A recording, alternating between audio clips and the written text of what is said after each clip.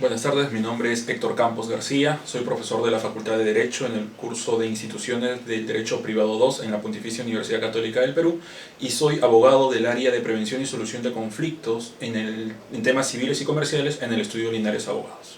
El punto central en discusión, por lo menos que ha sido expresamente evocado al momento de la convocatoria al octavo pleno casatorio, consiste en cuál es la consecuencia jurídica, cuáles son los mecanismos de tutela jurídica, los remedios jurídicos que existen para el cónyuge que no participó en la venta de un bien que pertenece a la sociedad de gananciales. Es decir, el supuesto es, un bien que pertenece a la sociedad de gananciales es enajenado no por ambos cónyuges, sino por solo uno de ellos. La pregunta que plantea el pleno casatorio es qué remedios, qué mecanismos de protección tiene el cónyuge que no participó en esa venta respecto de ese acto de disposición. Ese es, en principio, el problema que se va a enfrentar directamente, lo cual no significa que en función de esto se generen problemas distintos, como por ejemplo determinar cuáles son los plazos de prescripción aplicables a la pretensión que vaya a ejercer el cónyuge que no participó, o por ejemplo, qué pasa con los procesos que se han iniciado y que se encuentran en trámite, es decir, qué pasa si se iniciaron procesos de nulidad de estos contratos y la Corte Suprema dice que en realidad estos contratos no son nulos sino que son válidos. Esos procesos ya iniciados con nulidad se caen, continúan, se adecúan. Estos dos últimos problemas, por ejemplo, no han sido enfocados directamente en el Pleno, pero serían necesarios que la Corte Suprema se pronuncie sobre ellos para que se genere una visión completa y una tutela perfecta, si se quiere, respecto de este tipo de actos. En definitiva, si uno ve cuál es el formante jurisprudencial predominante en el ordenamiento peruano, es decir, cuál es la tendencia jurisprudencial para estos actos de disposición realizados por uno solo de los cónyuges, se dará cuenta de que el remedio que la jurisprudencia suele otorgar, porque es lo que generalmente se pide, es el de la nulidad. La pregunta es si este es el remedio más adecuado. La pregunta es si la nulidad o la posibilidad que el cónyuge que no participó en este acto de disposición pida la nulidad es un remedio coherente con la forma como está construido el sistema. Yo particularmente creería que esto debe pasar por un análisis, si se quiere, primero negativo y luego positivo. Es decir, negativo para ver si es que la nulidad es el remedio, pero analizar en primer lugar por qué la nulidad no sería el remedio. Eso es un análisis en negativo. Y luego determinar si es que, luego de ese análisis, estamos en lo correcto o no, ver cuál es la consecuencia jurídica que debe ser aplicable, que tendría que ser una distinta a la nulidad si es que yo he respondido negativamente a la primera parte. Entonces, empecemos por ahí. La pregunta es, ¿estamos frente a un negocio nulo? Lo primero que tendríamos que hacer para determinar si esto es así, es ver si este contrato incurre en alguna de las causales de nulidad. Y la jurisprudencia tiene en cuenta más o menos 3 causales de nulidad que son aplicables a este tipo de negocios. Se habla de falta de manifestación de voluntad, artículo 219, inciso 1 del Código Civil, se habla de objeto jurídicamente imposible, se habla de fin ilícito, se habla de contravención al artículo 5 del título preliminar. De hecho, ya en un pleno jurisdiccional realizado no a nivel nacional, sino a nivel distrital, en Arequipa, la Corte Superior dispuso que la consecuencia era la nulidad atendiendo a las 4 causales al mismo tiempo.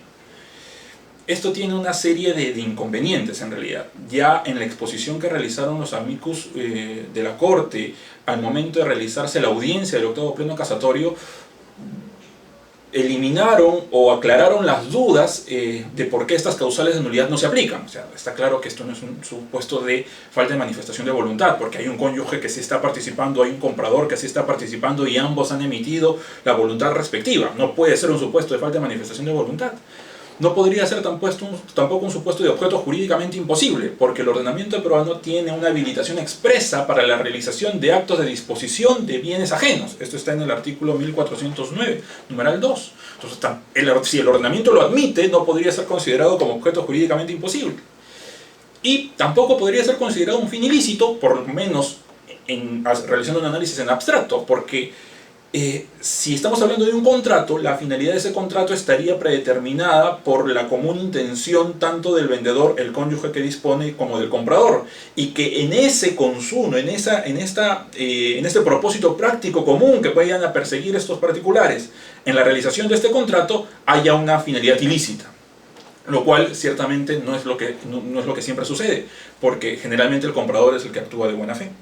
Entonces, si bien en abstracto se debe descartar que estemos frente a un supuesto de fin ilícito, en concreto podríamos arribar a una circunstancia de tal magnitud si es que se logra acreditar que ha habido un contubernio entre el vendedor y el comprador. La causal que a mí generalmente me genera un poco más de conflictos es esta causal contenida en el inciso 8 del artículo 219, que es que se contravenga el artículo 5 del título preliminar.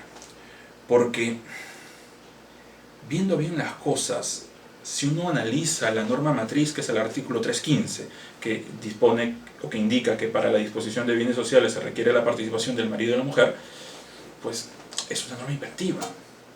Te está indicando cómo es que se debe producir el acto de disposición y bajo qué mecanismo se tiene que producir. Y si uno atiende al justificativo de esta norma, que es marcar un giro de 180 grados respecto de lo que sucedía en la administración de bienes sociales con el Código del 36, donde solo era el marido el que realizaba o el que estaba autorizado y bastaba su voluntad para realizar estos actos de disposición, hay un principio de igualdad detrás para el marido y para la mujer, para el hombre y para la mujer. Entonces, no solo diríamos que es de orden público, no solo diríamos que es imperativo, sino que es inclusive de orden público. Pero el inciso 8 tiene una salvedad y dice: el acto jurídico es nulo cuando se contraviene el artículo 5 del título preliminar, a menos que la ley disponga sanción diversa. Entonces, aquí surgen varios problemas que la Corte en definitiva tendría que analizar para dar una respuesta coherente. En primer lugar, ¿qué se debe analizar para la contravención del artículo 5 del título preliminar? ¿La finalidad de las partes? Si es así, estaríamos frente a una reiteración de la causal de fin ilícito y estaríamos en la misma discusión. Si es que no ha habido una finalidad en común que contravenga el ordenamiento, que sea ilícita, pues entonces el contrato sería perfectamente válido. Pero ¿y qué pasa si esta contravención al ordenamiento no solo es respecto de la finalidad, sino respecto de las conductas de las partes, inclusive consideradas aisladamente? Ahí, sinceramente, podríamos incluso señalar que, entendiendo no fin ilícito, sino entendiendo negocio ilícito, podríamos incurrir o podríamos justificar la causal de nulidad. Yo particularmente, y con cargo de explicarlo más adelante, no considero que esa sea la interpretación, porque para el caso concreto el 315 no dispone cuál es la sanción expresa para este tipo de actos de disposición, y creo que queda en las manos de los magistrados el determinar si es que efectivamente estamos frente a un negocio válido o no.